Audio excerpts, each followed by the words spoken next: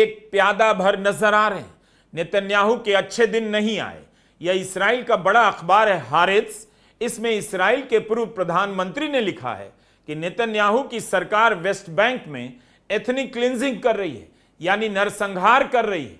Trump की दोस्ती में नुकसान नेतन्याहू को जितना हुआ है, उसकी तुलना आप ट्रंप और मोदी की दोस्ती में भारत के नुकसान से कर सकते हैं। ट्रंप ने दोनों से अपनी दोस्ती की बहुत बड़ी कीमत वसूल ली। उन्हें पता है कि उनकी तारीफ से, उनके साथ फोटो खिंचाकर, हाथ मिलाकर ये दोनों ही नेता अपने अपने देश में जनता के बीच छवि बनाते हैं। जब ट्रंप राष्ट्रपति का चुनाव लड़ रहे थे, तब उन्होंने दो नेताओं के बारे में कहा कि वे उनसे मिलने आएंगे, एक नेतन्याहू और दूसरे प्रधानमंत्री मोदी। नेतन्याहू जाकर मिल तो आए, मगर प्रधानमंत्री मोदी उनसे नहीं मिले। कहा जाता है कि प्रधानमंत्री मोदी और ट्रंप के बीच इसी वजह से अनबन शुरू हो गई। नहीं जाकर भी प्रधानमंत्री मोदी को नुकसान हुआ और जाकर भी नेतन्याहू को। प्रधानमंत्री मोदी को लगा होगा कि नेतन्याहू के रास्ते ट्रंप को मनाया जा सकता है, इसीलिए 28 फरवरी के हमले के पहले इसराइल चले गए और ईरान से पुरानी दोस्ती को ताक पर रख दी। लेकिन अब तो ट्रंप ने नेतन्याहू को भी फंसा दिया, किनारे कर दिया। ईरान के साथ समझौता साइन कर ट्रंप ने नेतन्याहू को अंतर्राष्ट्रीय रूप से कमजोर कर दिया है और घरेलू राजनीति में भी उन्हें अस्थिर कर दिया। प्रधानमंत्री मोदी भी ट्रंप को दोस्त बताया करते थे, अब भी बताते हैं।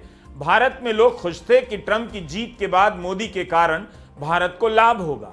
ट्रंप ने भारत पर टैरिफ थोपा, मजबूर किया कि भारत अमेरिका में अरबों डॉलर का निवेश करे।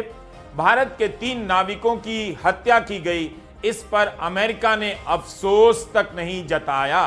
ट्रंप के दबाव के कारण भारत ईरान में चाबहार पोर्ट से अलग हो गया, हजारों करोड़ का निवेश बेकार गया।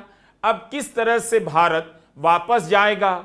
ईरान से कहेगा चाबहार पोर्ट में शामिल होना चाहता है। ईरान से तेल खरीदना बंद कर दिया अमेरिका के कहने पर।